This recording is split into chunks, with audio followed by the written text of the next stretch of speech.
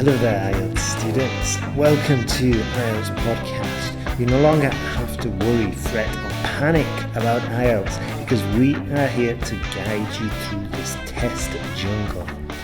Enjoy these IELTS tutorials, and if you need more help or want to access the famous online course, you can visit us at IELTSPodcast.com. Hello IELTS students, and welcome to this podcast. Today we are going to be looking at IELTS results. So in this tutorial we're going to talk about how long it takes to get your results after you've done your test, how the results are delivered, how your final score is determined, that means how it's worked out, and how the results are sent to institutions. So that's if you are taking IELTS for university, how will they get the results? And also, if things don't turn out the way you want them to, how to request a review of those test results. So those are the things we're going to be talking about today. Firstly, I just want to take a moment to check in with you all, make sure you are all okay, studying hard for the exam. I know so many test centres have postponed the exams, so many of you are in that frustrating position of waiting to take an exam. And it's really hard to keep yourself motivated, keep yourself going. You can practice so much writing essays, but you need a target to aim for. What we're hearing from our students is that some test centres are open. Definitely there's some open in London. If any of you are in London, there's other test centres opening up around the world, which is great. So fingers crossed that carries on in the right direction. So before you worry about your results, obviously you need to understand how the IELTS test works. You need to understand what the exam is all about and what's expected of you. And I think that's a really, really important thing to emphasize. What is expected of you? So how do you score a band 7? What does this mean? What are you being tested on? What is the reading paper all about? What's the listening all about? What do you have to do in speaking? And obviously the big one, writing, that people find so complicated. Not surprisingly, what do you have to do? What are the kind of tests you're asked about? What are the essay topics? And so on. And all the feedback we have from our students and all the conversations that Ben has with successful students after they've passed comes back to this whole thing about understanding the exam, about really knowing what you have to do. And if you know what the test is about and what you're expected to do, then that's the first step in the right direction. He was talking to Aline the other day. She's from Brazil, works in London, and she's just succeeded in her IELTS and done brilliantly. But she'd taken it before, and she said one of the big problems was that she didn't really know what to expect. So by stepping back and researching and finding out what to do, that really, really helped her kind of tackle the areas where she felt less strong, and obviously not worry about the areas where she was stronger. So she said that on reading and listening, she was quite happy with those because she'd lived in London for a while. But she knew that she'd done English at school, but the writing topics were completely different. This was a different style of writing. So she put in the time with essay correction packs to work on her formal English and academic writing, which is what we need for the writing. So once you know how the test works, you've done your preparation, you've finally taken the exam, let's have a look at two things. So your results depend on when and how you took the test.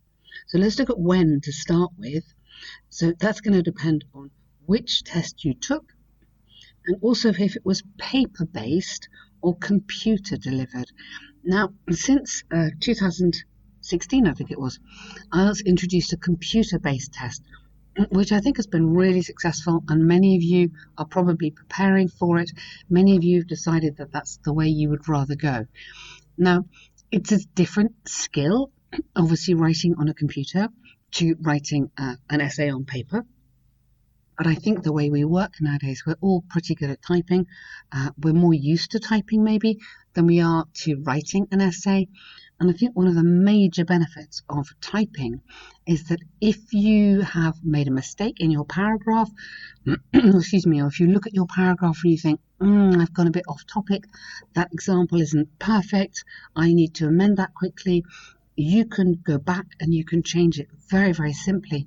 Whereas if you're doing that on paper, it's going to look messy, it might be more stressful for you, it might make it harder for the examiner to read. So we definitely would recommend the computer-based test if you are happier writing on paper, writing on a keyboard, and it just gives you a bit more flexibility. So if you've done the computer test, then your results are usually 5 to 7 calendar days after that test date. So pretty quick. So let's say a week after you've done your computer test, you can look forward to your results. If you've done it on paper, and this includes the IELTS UK VI, which is the visa immigration, it's 13 calendar days after the test date, officially around about midday, lunchtime. So you can see longer for the paper. That probably takes the examiner longer to read the papers. Then they have to be read by another examiner. It's part of the moderation process, whereas the computer is obviously quicker. So if you're in a hurry, that might be another factor to encourage you towards taking the computer-based test. So the computer is 5 to 7 days afterwards, and the paper-based is 13 days, so 2 weeks roughly. So that's if you're taking the traditional IELTS in an exam centre. That's the paper or the computer. But I want to just quickly mention to you now the IELTS indicator test. Now, the indicator test, you may have heard us mention this in the podcast before. Ben and I did a special episode about this during lockdown, because this is when the IELTS indicator test came into being. We also had another lovely student, Maria, and she took the IELTS indicator test. In fact, she alerted us to it, said, hey, I've done this is amazing. And the IELTS indicator was introduced really because of COVID, introduced to meet the need of students, really only academic students going for university. Okay, it's unfortunately not available for immigration purposes, but it is available for university study or postgrad study. So if you're planning on starting a course here in the UK or Canada or Australia, starting in October, you can do the IELTS indicator, and the results are accepted by your institution. I mean, check first, but basically this has been a really, really good collaboration between IELTS and the academic institutions themselves. So the indicator test you can do at home. This is a totally new thing. You can do it at home on your computer. Obviously, your computer has exam software on it, so you can't, doesn't make it easier. You can't be using a dictionary and you haven't got time anyway. But you do this on your computer at home. You do the reading, the listening, the writing, just as you would in the exam centre, but you're safe and you're in control. And then the speaking test is done with a real examiner, obviously, via Zoom, so video conferencing. And that is usually a day before or a couple of days after, similar to what it might be in the actual IELTS. So that's the IELTS indicator test. Check that out on our podcasts, or check out the IELTS.com indicator test website. That will give you more information if you think that might help you. The good thing, again, about the IELTS indicator is that, like the computer-based test, the results are available a week afterwards. So it's pretty quick. It just can give you, an idea of where you are. It's accepted by the institutions. It's also a lot cheaper than the other IELTS exam in an exam centre. So that might be, and also another sort of bonus for you. So let's look at how the results are delivered. So the results are available to be viewed online, and they remain online for 28 days after the results come out. So 28 days after the results come out. And what you have to do is just check in with the British Council or IDP IELTS webpage, and that will help you find your results. So officially, you then get your certificate. So you've got your results, you're celebrating, fantastic. Then you get your certificate, and this is called a TRF, which is the IELTS Test Report Form, TRF. And this can be collected in person or sent by post to your address.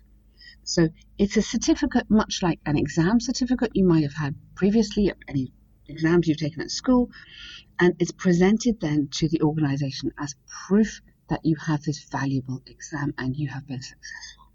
So it's a really important piece of paper.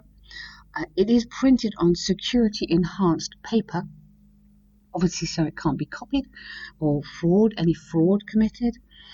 There's a photo of you. There's the centre stamp of where you took it, and that makes it valid. Obviously, it's an official IELTS document with you, successful. That's it, I've got it. Okay, so that's a really satisfying moment when you've achieved that, and it's lovely when you have taken the time to send us your photos of you with your certificates. Thank you. That is the best thing. The great, smiling, happy, satisfied face with this lovely certificate that is just going to take you through to the next stage of your journey. So your TRF, you can collect that from the test centre if you live nearby in the same city. If you're a long way away, not a problem, can be sent to you by post. If you collect it in person, you need to take your registered IELTS proof of identity. So if you registered for the exam with your passport document, then take that with you. Don't take your driving licence, it won't work. Or if you registered with like a document, a nationality document of some kind, then take that with you. So make sure it's a kind of silly mistake to make, but make sure you take the right documentation with you, and then you can collect this certificate. Some students, depending on the test centre, may receive an SMS on the day that the results come in. So that will just advise you, okay, quick, you can go and have a look at them now. But that's not really depends on the test centre, so I wouldn't bank on that. But that does happen sometimes. It's important to say that results are not given over the phone. So don't ring up and say, hey, can I have my results? Because that won't be possible. They've got a lot of students taking this, and it is a system, as you know.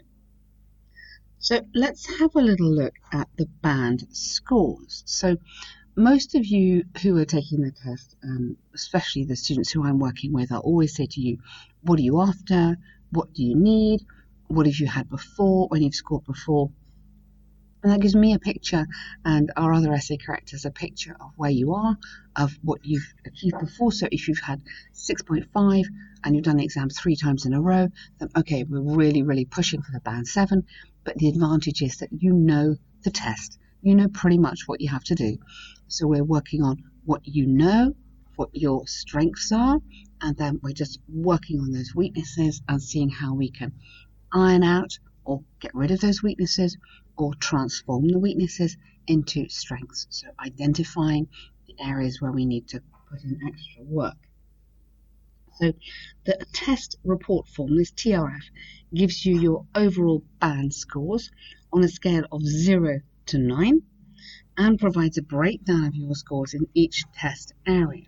So that is your listening, your reading, writing and speaking.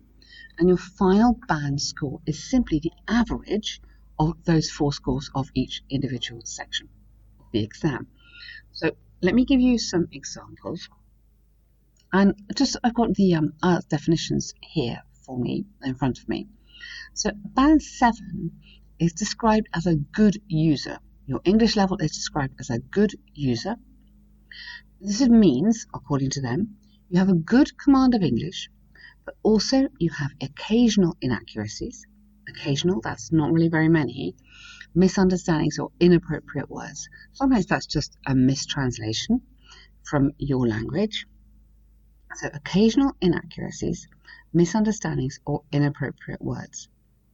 But at a band 7, you can use complex language quite well and understand detailed argumentation quite well. Okay, so for me, I think the writing, actually, this description doesn't give justice to the band 7. I think band 7 is excellent. I think you can use complex language well, but this is their definition. The most important key points just to draw from that are only occasional errors and uses complex language quite well in most situations. That does mean that you're writing. I mean, I'm thinking mostly on writing here, but of course it connects to speaking as well. Your writing is pretty sophisticated. You have got a wide range of vocabulary. You're happy to use quite complex grammar structures, conditional sentences, relative clauses to show those to the examiner. A band 8, let's have a little look at that, is described as a very good user. And notice the difference here. Rather than having good command of English, has complete command with only rare errors which are unsystematic. This might be almost called a slip rather than an error. You've just typed something wrong. It's just you've missed off a plural S, but this is not a mistake that's coming again and again and again. It's just like one-off mistake or an inappropriate word. It says you can at band 8 deal with complex situations well, but has rare, so again, not often, errors in complex situations, but can deal with detailed argumentation. So in a band 7, you understand argumentation quite well, but a band 8, you can deal with it. Okay, so there's a difference there. You can see you step up from the band 8 to the band 8 from the band 7. Key points there, I think, are rare errors. I mean, really, that's not many at all, and uses complex language well. So those are your, obviously, the gold standard ones. We're looking at the 8 and the 7. Not going to worry about 9. And 6, interestingly, so 6 comes out as a competent user. Effective command of English, but also some errors, inappropriate words, and misunderstandings in some situations. Okay, so we're thinking of this 7, which is what we want. So the final score, you're given a grade for each section, as we said, and it's the average of the 4. So if you scored listening 7, reading 8, writing 7, speaking 8, you add that up to 30 divided by 4, your band score is 7.5. Okay, fantastic, very happy with that. You've got your writing 7, speaking and reading in 8. Excellent results. If you have listening 6.5, reading 7, writing 5.5, so quite a lot weaker, maybe you had a bad day, speaking 6, the final band score is going to be 6.5. So again, the total divided by 4, which gives you 6.25, and then you're rounded up to 6.5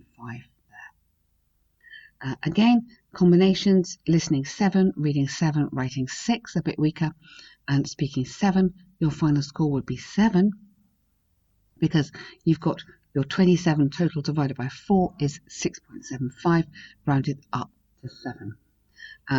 Now, it feels like a maths lesson here, and I'm going to stop on the adding up.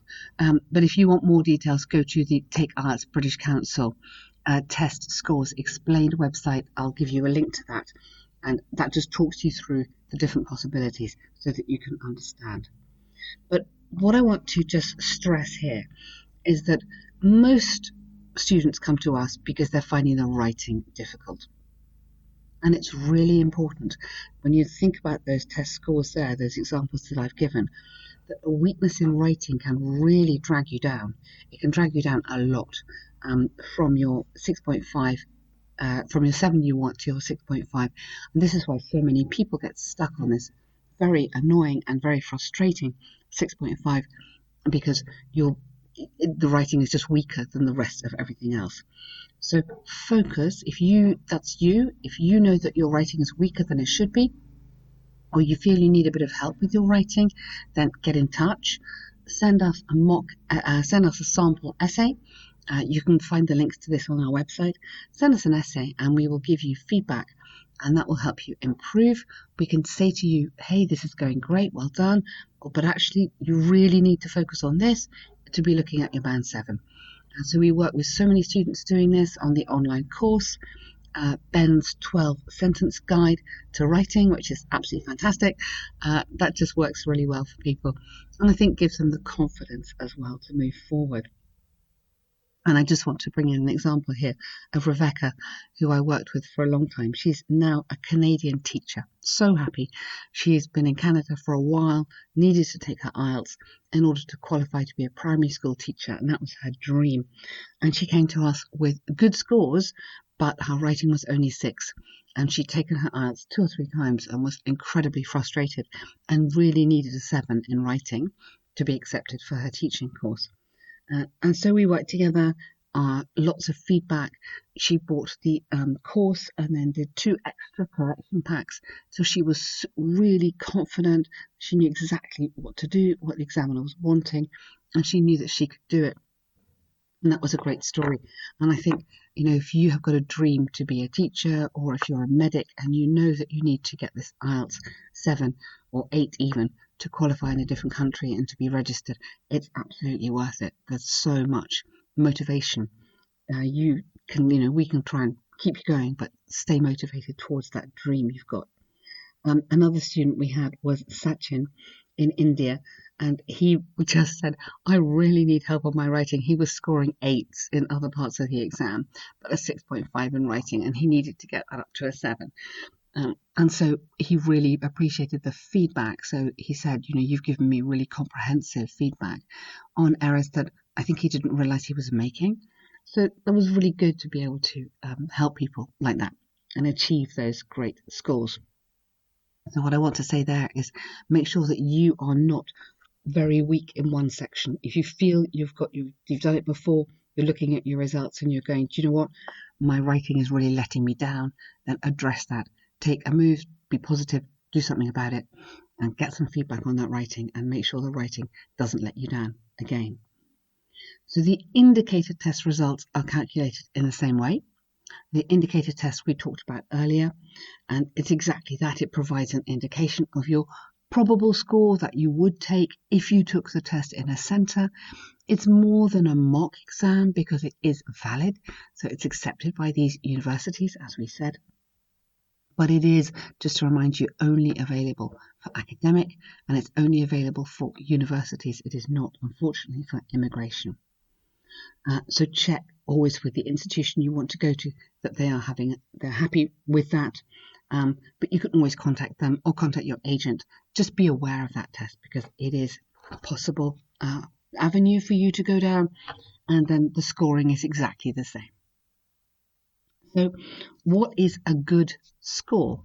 Kind of $1 million question, isn't it? It really depends why you're taking your exam. So if you are going to university in the UK, for example, I know at the moment the test scores are generally around 6.5, but 6.5 overall, but some people are accepting less because at the moment they really want to fill the places. So because of COVID, there's been a lot of uncertainty about university entrance for September. Some universities are saying, yes, we will do face-to-face work. Others are saying, do you know what, it's going to be mostly online, but you can start. You're still going to get this education. You can still move forward in your career planning, which is what you want to do. So overall, some institutions are 6.5, but they're reducing that a little bit. So that might give you an opportunity to come in this year. Again, get your agent to have a look at that for you. So generally, and also for IELTS general, so we're thinking of what's a good score, a band score of 6 might be okay for visa, but for postgraduate study, so undergraduate, you'd probably be okay with 6.5. Postgrad, you probably need a 7 because that's going to be a lot more complex, a lot more sophisticated. And also you don't want to be struggling on the language side when you've got so much incredible stuff to learn and amazing teaching to engage with. So check your details or check what's needed with the appropriate authority because there are variations and that might give you some flexibility. So Ben was talking to a lovely student of ours, Vinod, the other day, and he had realized that in Canada they were accepting people with slightly lower scores because they had a quota to fill. So they were allowed to take X number of people, and they were below that number. So they said, okay, in order to get us to the right number, we'll just reduce the scores a tiny bit, just for a very short time. But he managed to capitalize on that and make the most of it, which was brilliant. So he was really doing his research. He was really looking at exactly what was needed when, kept on registering with that, kept on thinking about that, and that was very successful. So there may be flexibility is what we're trying to say. So to get a work visa for Australia, an average score of anything between 5 and 7 might be required, depending on what kind of work you want to do and how long you want to stay. So you need to check this out before you take the exam, all part of your initial preparation. What do you need? Okay, what do you need? Then get familiar with the exam, and then when your results come through, you know whether you've got it. Also know what you're aiming for. That's so important. And so for more detailed information on the IELTS requirements and the visa process, you can find out more online. And as we say, talk to your agents, because this is something that is changing. With COVID, this is changing a lot and almost weekly. So keep checking up on that. Really, really important. So what happens when you have got your TRF? When you've done your exam, you've got your results. So here's the possibility. If you have applied to universities already and you're just communicating your results, so if you've already got a conditional offer, so the conditional offer would be, yes, amazing, please come to us, but you need band 6.5, so it's a conditional offer, and you get your 6.5, you can do a few things here. When you register for IELTS, so when you register at the beginning, you can ask that an original TRF, so not a photocopy, an original TRF is sent to the institution or institutions that you've applied to. So you can say, where am I going? You can say, I'm going to the UK and I've got a list of 5 unis, and they will send a TRF to that place, which is a really good idea. That means 5 can be sent out for free. You don't need to worry about it. And you don't then have the stress of trying to post something to the university, maybe getting the address wrong. You don't know who to send it to. So that can go direct. And you can register 5 institutions completely free of charge. If you want to change that or register for a different place or another one, you would need to then pay. But that 5 is pretty good. Nice choice. If you have got your results and then you want to apply for uni, so if you're doing it results first, application second, you can request still that your TRF, your results, are sent to the institution or institutions you're applying to. And again, you have 5 that you can send out for free. But you must do this within a month of the test date. So pretty quick, month of the test date, not month of the results, month of the test date. So you need to get on with that pretty quickly. But probably you would know which uni you wanted to apply to. You've probably done your homework first. So again, check with the institutions. Some institutions may not need a piece of paper. They might be able to just access this online. That will save you the paper, or save everybody the paper and the postage and the extra anxiety. So all well and good, but what happens if on the day of your results they're not what you wanted? Something went wrong, or you know that when you took your test actually you ran out of time. This does happen. This is a real awful thing in the writing. Sometimes people are so excited about their writing they ran out of time, or they haven't had time to check and there's just too many errors in there. What if you haven't got the result you wanted, but you really think you should have? Yeah, I mean, obviously we know if everything's gone wrong, that's difficult to know what to do. But if you think you had a good day and the examiner, you're not getting what you wanted, then you may have every reason to question this. Okay? So what can you do if you want all or any part of your test result reviewed? Get back onto the centre where you took your test. Apply for an inquiry on results at that centre where you took the test, and you will fill in an inquiry on results form. Now there is a time limit on this. You have to do this within 6 weeks of the test date. Within 6 weeks of the test date, so around a month after the results is your deadline. So you get your results, you do your test, you wait for 2 weeks, you get the results, and then the deadline is a month after that If you wait till more time after that, you can't get this checked. So do it quickly, but you probably would do it quickly anyway. And you can ask for any of the exam sections to be reviewed.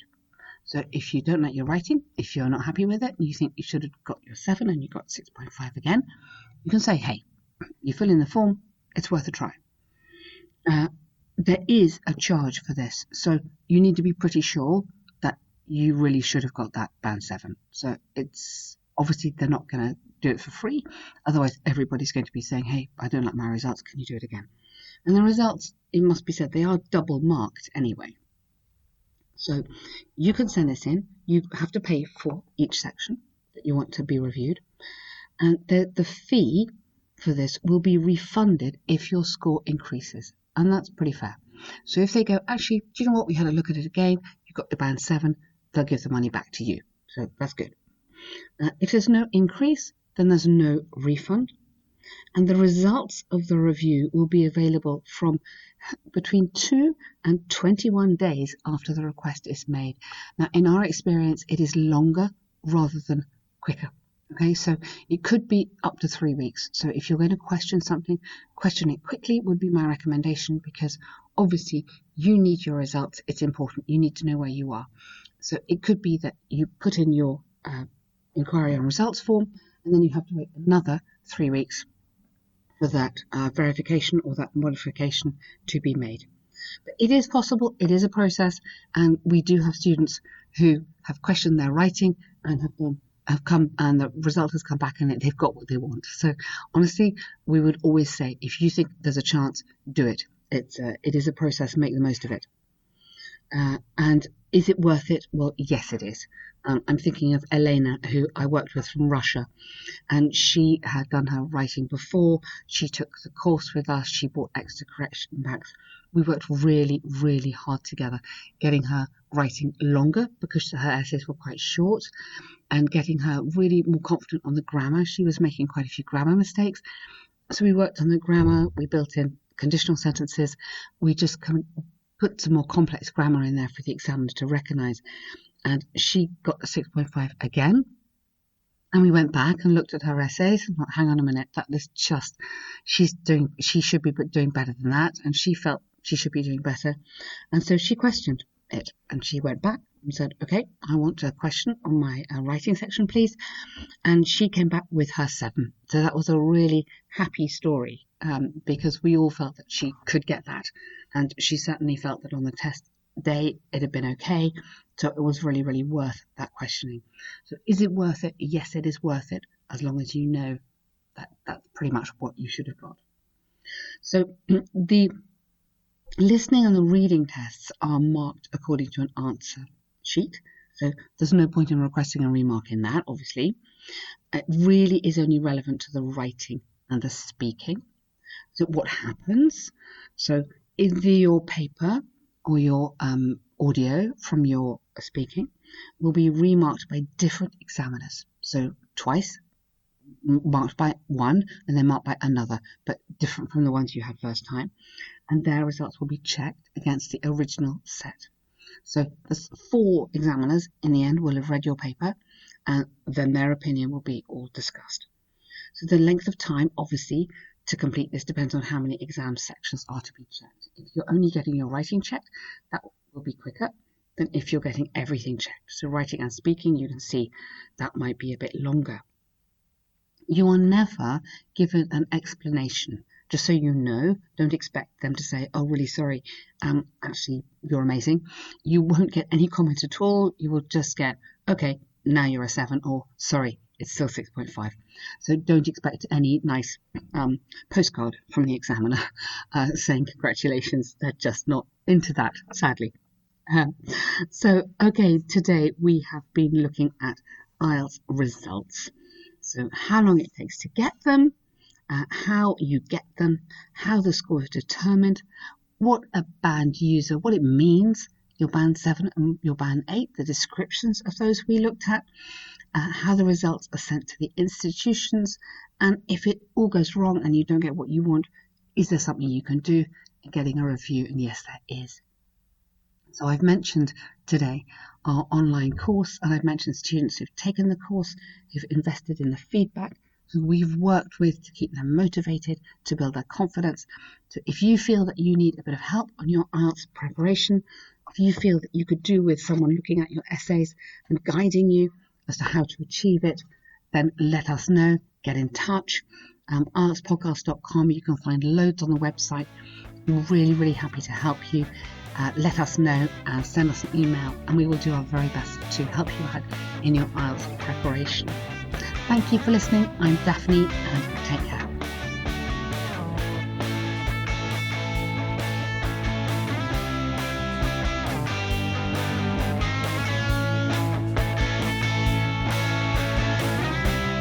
Thanks for listening to IELTSPodcast.com.